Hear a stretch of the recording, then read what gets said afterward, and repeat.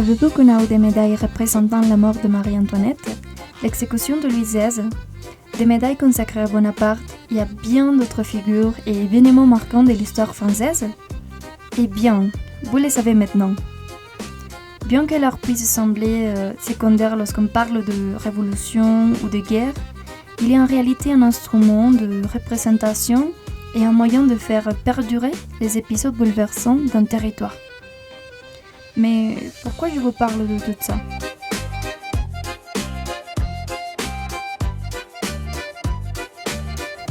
Bienvenue dans Capsule Recommandation, l'espace où les étudiantes et étudiants en philologie française reçoivent des suggestions de lecture pour enrichir leur parcours de futurs philologues. Aujourd'hui, je vais vous parler du livre de Michel Vauvel, intitulé La Révolution française, images et récits, de 1789 jusqu'à 1799. Ce livre rassemble plus de 3000 images sur la Révolution française, réparties en 5 tomes. Ces ouvrages sont de grand format. Autrement dit, si vous voulez les consulter, vous devez les faire à la bibliothèque du département de langue. Ce grand format permet de présenter les images en grande dimension afin de bien les observer. Je vous assure que ces livres sont magnifiques, vraiment magnifiques. En plus, il s'agit d'une collection de luxe de la maison d'édition Livre Club Diderot, qui est très prestigieuse. Ces livres ont été offerts à l'université en 2015.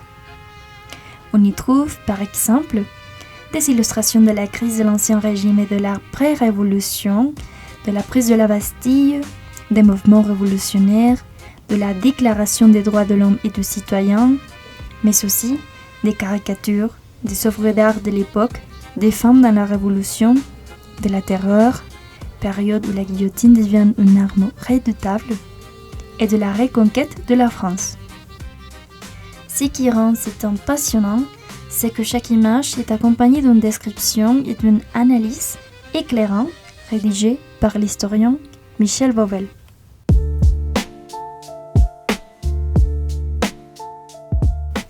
Personnellement, j'ai été particulièrement captivée par les images de la période de la Terreur. L'art de ces moments met en évidence l'efficacité symbolique de la guillotine, conçue pour inspirer la peur au sein de la communauté. On y trouve même les noms de personnalités françaises ayant été victimes de cette machine à décapiter. Ne vous inquiétez pas, le langage utilisé est clair et accessible. Bien qu'il s'agisse d'un ouvrage d'histoire, le vocabulaire reste simple et Vauvel raconte tous les événements avec précision et justesse, sans l'ordre académique.